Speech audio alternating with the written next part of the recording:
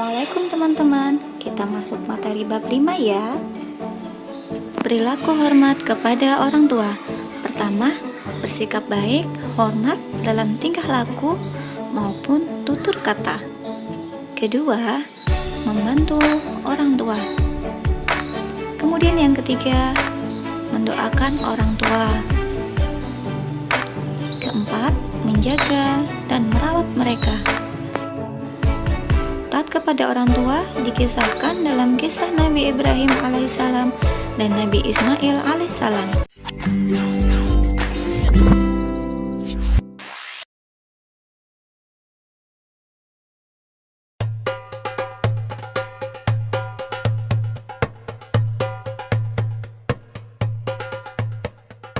Nabi Ibrahim mempunyai dua istri. Istri pertama bernama Sarah dan istri kedua bernama Hajar. Sarah melahirkan seorang anak laki-laki yang dinamakan Ishak, dan Hajar melahirkan anak laki-laki juga yang bernama Ismail. Sarah merasa kurang senang hidup bersama Hajar. Berkali-kali ia meminta kepada suaminya agar Hajar dan anaknya dipindahkan ke tempat lain. Akan tetapi, Nabi Ibrahim tidak segera menurutinya. Barulah setelah menerima perintah dari Allah, Nabi Ibrahim mengajak Hajar dan Ismail pindah ke Mekah. Ismail yang masih menyusu pada waktu itu terpaksa harus mengikuti kedua orang tuanya menempuh perjalanan yang begitu jauh dan melelahkan. Hajar dan Ismail ditempatkan di daerah padang pasir yang tandus, sunyi, dan terik matahari yang menyengat kulit. Tak ada seorang pun di sana kecuali mereka berdua. Setelah beberapa tahun Nabi Ibrahim alaihissalam meninggalkan anak dan istrinya itu, ia pun merasa rindu. Beberapa kali ia mengirim utusan untuk melihat keadaan anak dan istrinya itu. Dan ketika utusannya mengatakan bahwa anak dan istrinya dalam keadaan yang baik-baik saja, Nabi Ibrahim pun merasa lega.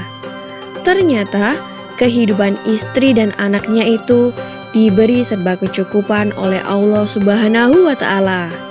Hajar dan Ismail dianggap sebagai pemilik dan pemimpin di Mekah, karena mereka berdualah yang pertama kali menetap dan bertempat tinggal di sana.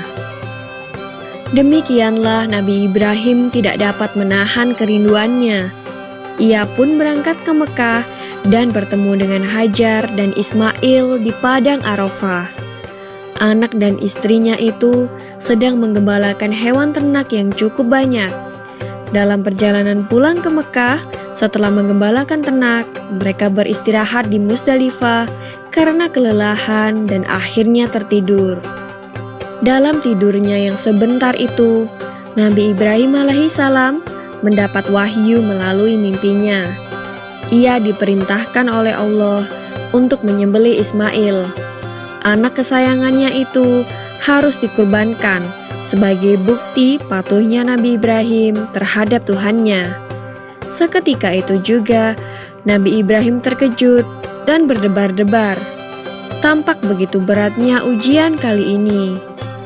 Ia pun akhirnya menguatkan hati demi rasa cintanya yang lebih besar kepada Allah Subhanahu wa Ta'ala. Ia juga pada akhirnya memberitahukan mimpi itu kepada Ismail. "Wahai anakku Ismail, dalam mimpi aku diperintahkan oleh Allah untuk menyerahkanmu sebagai kurban, dan aku harus menyembelihmu. Bagaimana pendapatmu, wahai anakku?" Kata Nabi Ibrahim. Ismail pun menjawab, "Wahai ayah, sekiranya itu perintah Allah, maka laksanakanlah apa yang telah diperintahkannya kepadamu. Aku akan tetap sabar dan ikhlas menerima cobaan ini."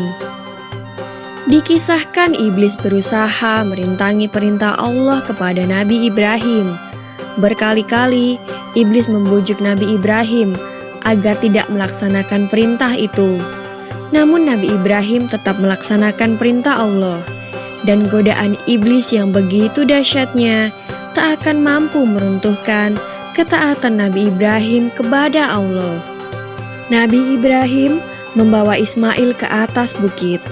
Di sana, Ismail mengenakan kain penutup mata dan pedang tajam pun sudah dipersiapkan. Ketika pedang itu sudah berada di leher Ismail, tiba-tiba tubuh Ismail pun diganti dengan seekor kambing yang gemuk oleh malaikat Jibril.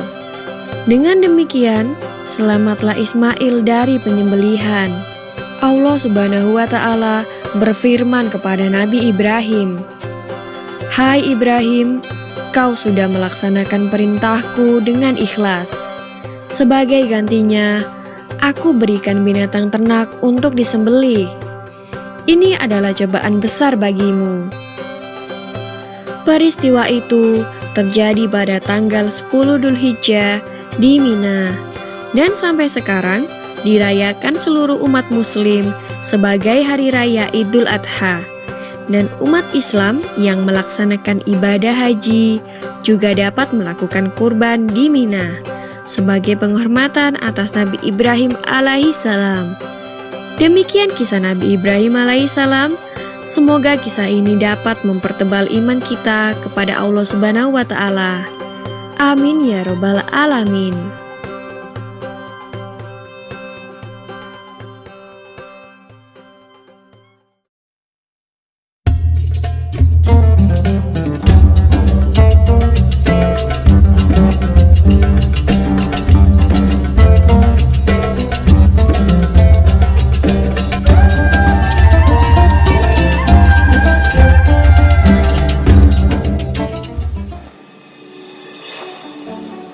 Meneladani perilaku Nabi Ismail alaihissalam. Yang pertama, Nabi Ismail selalu patuh pada perintah ayahnya yaitu Nabi Ibrahim. Kedua, Nabi Ismail selalu bersikap sopan kepada orang tua. Durhaka kepada orang tua dikisahkan dalam kisah Kan'an, putra Nabi Nuh alaihissalam. Kan'an, anak durhaka. Bertahun-tahun Nabi Nuh alaihissalam berdakwah, namun hanya beberapa orang yang beriman kepadanya. Sampai suatu saat Allah Subhanahu wa Ta'ala memerintahkan Nabi Nuh alaihissalam untuk membuat bahtera yang besar. Allah Subhanahu wa Ta'ala akan menurunkan azab kepada kaum yang tidak mau beriman tersebut.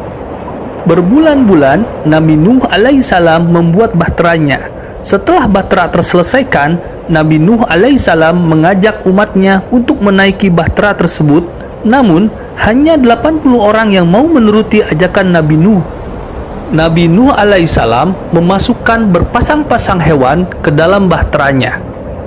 Lalu Allah Subhanahu wa Ta'ala benar-benar menurunkan azabnya, yakni banjir bandang yang sangat besar. Air bah datang! Air bah datang! Air bah datang! Mereka panik dan berlari ke sana kemari mencari tempat perlindungan. Di atas bahtera, Nabi Nuh alaihissalam melihat putranya Kan'an berusaha mendaki gunung bersama orang-orang yang tidak beriman. Nabi Nuh merasa amat iba. Ia sangat ingin menolong putranya. Maka dibawalah bahtera merapat ke tempat pendakian Kan'an. Nabi Nuh berseru, "Kan'an, ikutlah bersama kami. Naiklah ke bahtera ini. Sebab hanya yang ada di atas bahtera ini yang akan ditolong oleh Allah Subhanahu wa Ta'ala." Tidak mau, aku akan berenang di puncak gunung sana. Aku pasti akan selamat, aku pasti akan selamat.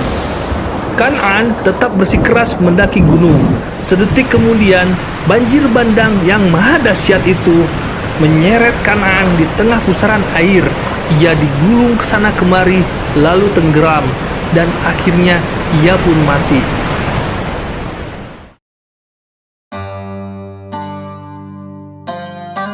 Pencerah jiwa. Jika orang tua kita memerintahkan kebaikan, maka kita harus mengikutinya. Jika kita membangkang dan durhaka, maka niscaya azab Allah Subhanahu wa Ta'ala akan menimpa kita. Nauzubillah.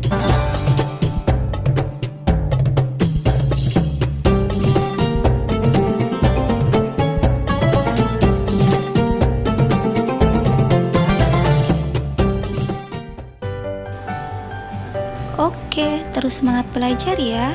Jangan lupa selalu patuh kepada kedua orang tua kita. Wassalamualaikum.